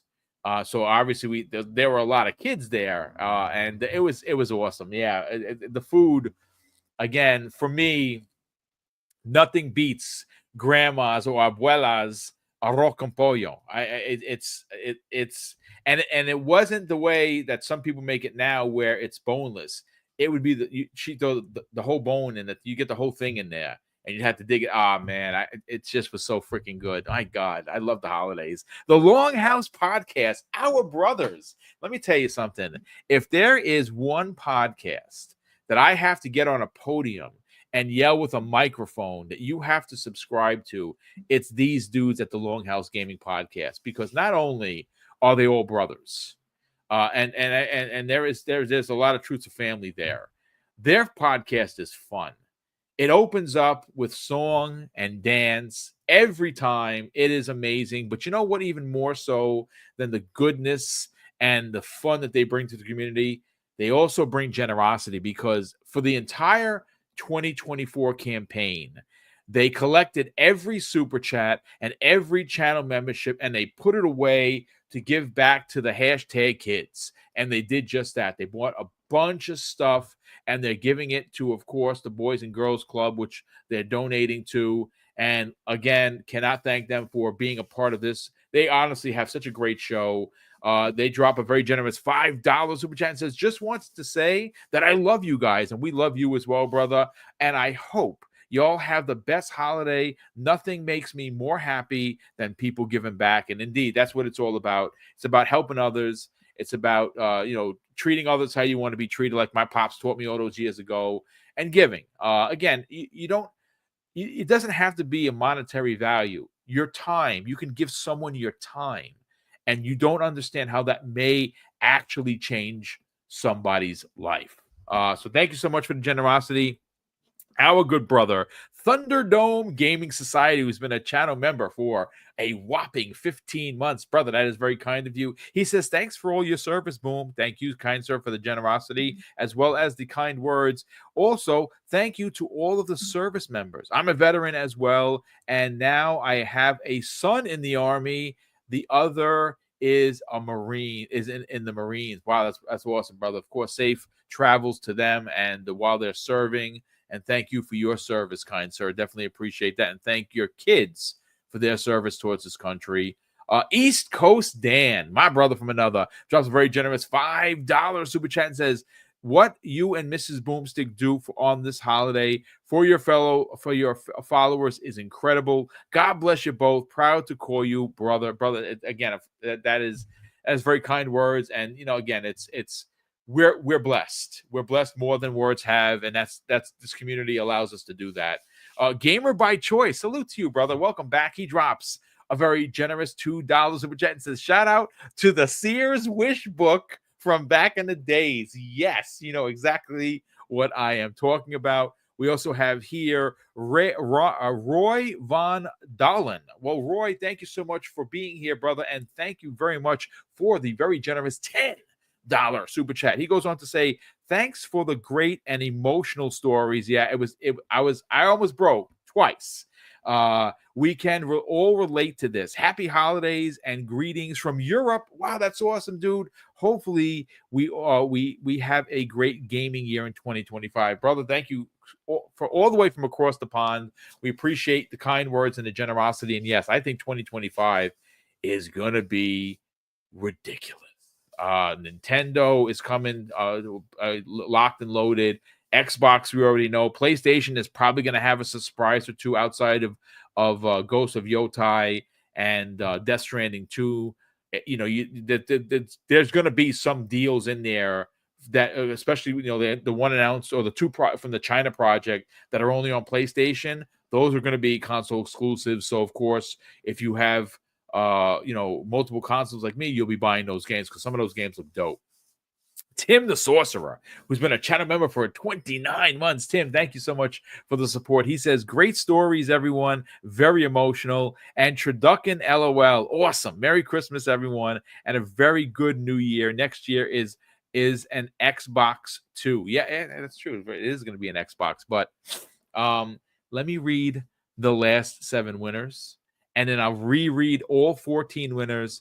We'll end the show with we're running into the 2-hour mark. I didn't think we were going to get there, but obviously I'm long-winded, so apologies for the stories. But so here are the 5 $100 gift card winners. These are the new picks. These are the new winners that I just picked while everyone was talking.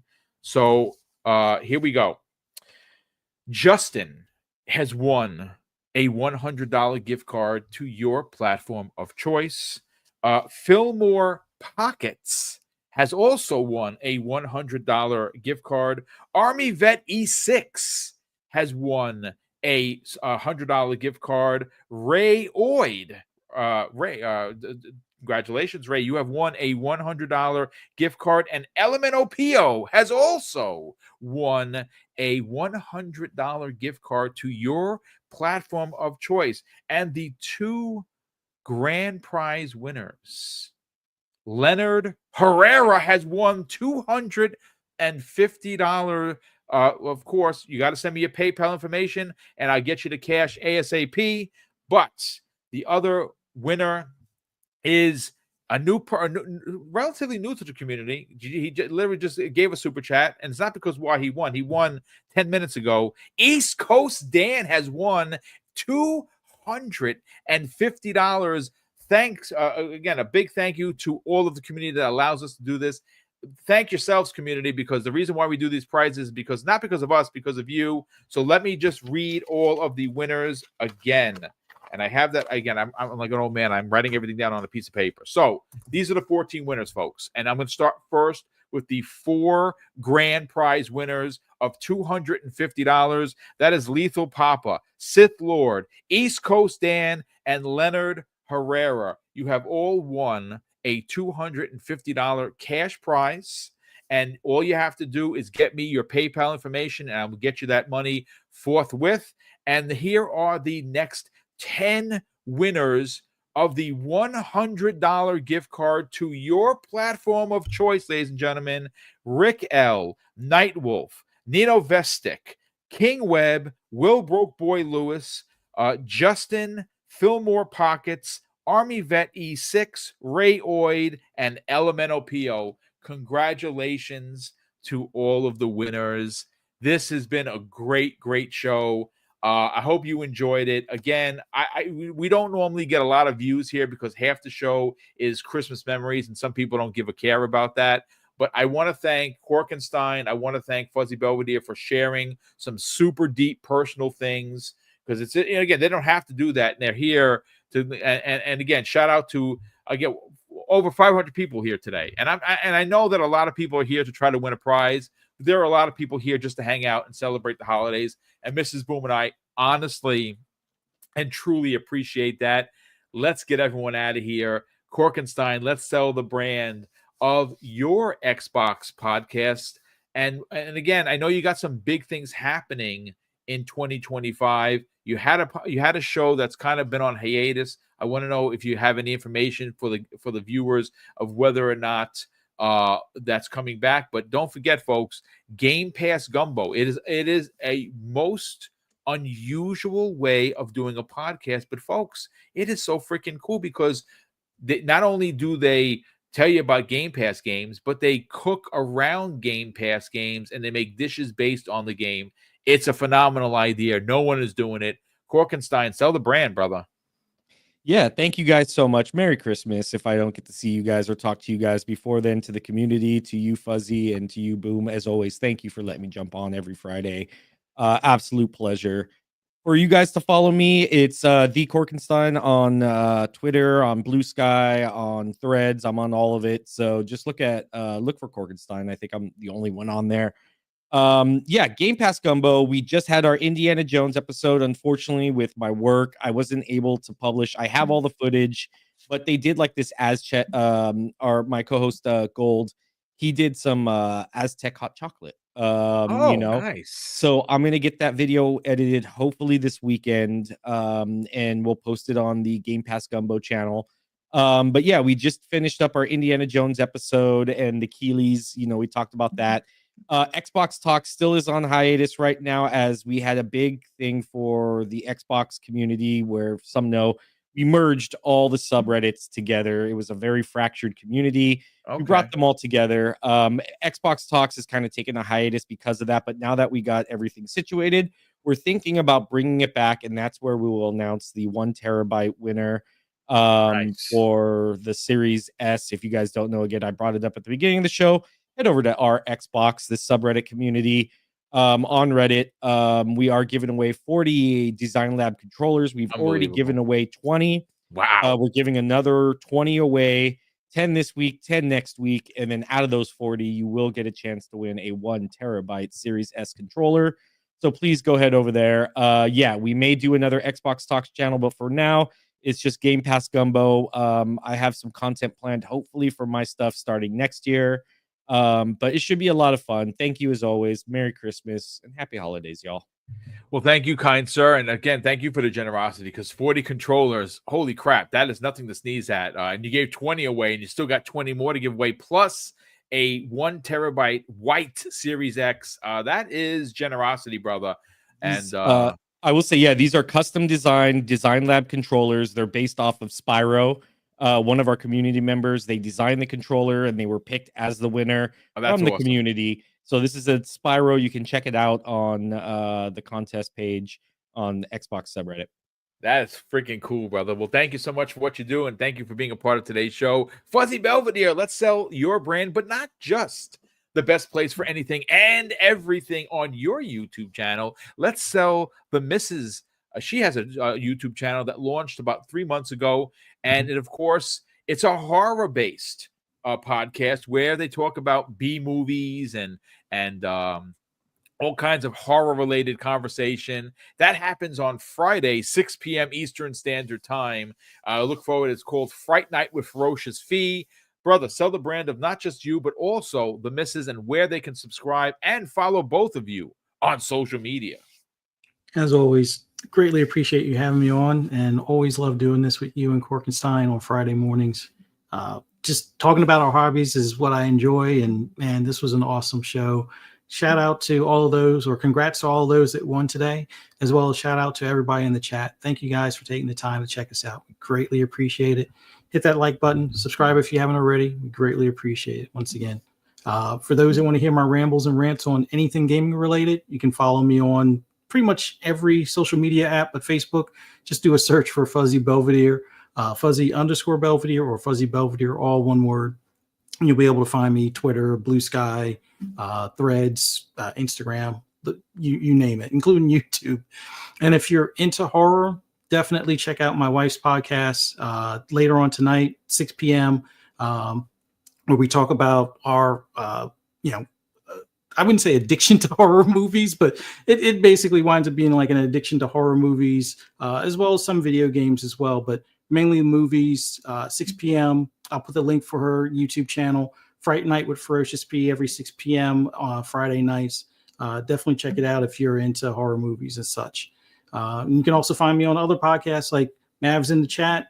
We'll be on Xbox Ultimate later on tonight, 9 p.m. Eastern Standard Time on Fun Speculations channel. And like I said, most of my postings as far as on social media, you'll be able to find all the podcasts I'm on. And then hope to see everybody right back here Monday morning or Monday afternoon for Xbox Lunch Break Special. Hope to see you guys there. Have a good weekend. Merry Christmas. Happy holidays. Whatever you celebrate, enjoy this time of year and get some more gaming in. clear that backlog because 2025 is going to be pretty big. It's gonna, and there's a lot of RPGs, so your life is gonna be over. There you go. Thank you so much for that, brother. Listen, we got 2 more super chats that popped in here. One of which JMac, generous friend of the program, OG, part of the hashtag Graybeards. He drops a very generous $20 super chat, and he goes on to say, "Shout out to Tip of Spear in the content creators." That's very kind of you, brother. Double Barrel Gaming, Mr. Boomstick and panel. Happy holidays, Merry Christmas. Hashtag Graybeards in the building. Salute Xbox World Order is in full. It's fully operational. Thank you, J-Mac, for the generosity. And, of course, thank you for being a part of the Graybeards because, again, these kids, they need some guidance. And the Graybeards, well, we're going to give it to them. There you go. Dan the Man Cunningham. Hey, Dan, thanks for being here as always. And thank you for your generosity. He drops a very generous $5 super chat and says, "Happy holidays, Boom. Would follow you to hell and back, my friend." Brother, that is very kind of you for the confidence. I certainly appreciate it. By the way, did you see that Baldur's Gate Dark Alliance is now available on the Xbox store? Yeah, we have the disc and we play. Mrs. Boom and I usually play through both of them. We've beat it on every freaking level you could possibly imagine, every difficulty level, both of them back and forth. We play annually. We love those games. And those are the old school Interplay Baldur's Gate, not the PC ARPG ones. Nah, nobody likes those. I don't like those, but it's fine if you do. Listen, a big thank you to everyone that hung out with us today. This is one of my favorite shows of the year. Mrs. Boom and I put a lot of work into getting this done, and we have you to thank for that. Mrs. Boom and I, of course, will be having additional shows up into the holidays and right after. Fuzzy will talk behind the scene. Next week, I should have shows Monday, Tuesday, Wednesday. Even if I'm just hanging out and just, shooting the shit with you guys and gals, I'll come up with topics. We'll figure it out. Okay, so Monday, Tuesday, not Wednesday. Wednesday is Christmas. What the hell am I talking about? Thursday, Friday. Thursday, I'm not sure about, but Friday we'll be back here for Breakfast with Boom. And then obviously we're gonna.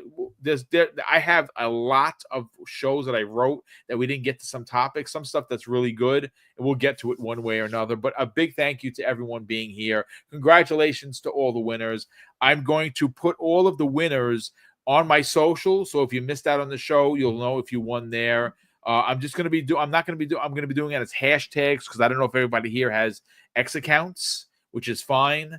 And we'll, again, real quick, folks, just so you know, grand prize winners: Lethal Papa, Sith Lord, East Coast Dan, and Leonard Herrera. We also have Rick L, who just emailed me. Rick, you can DM me, not DM me. You can message me on Xbox, and I can send the code that way. My gamer tag is Mr. BoomStick XL. Very easy to find. Go to my About page, and you'll see all my links that you could just click. So it's Rick L, Nightwolf 3186, Nino Vestek, King Webb, Will Broke Boy Lewis, Ray Oid, Armory Vet E6, Fillmore Pockets, Justin. Those are the $100 gift card winners. Congratulations once again, and a big thank you to all of the generosity that we've seen today from the super chats, from the channel memberships, and all of the gifted channel memberships. Mrs. Boom and I do greatly appreciate it. And of course, we're going to close out the show with something that's incredibly important to me. Hopefully one day it'll be important to you. And that's something that my dad taught us when we were kids. And he would say, "Craig, treat others how you want to be treated. And also, it doesn't cost anything to be nice. You live by those rules, son. I can guarantee you're going to have an awesome day." So take care, everyone. Merry Christmas. Happy holidays. And we'll see you next week on the newest episode of Breakfast with Boom.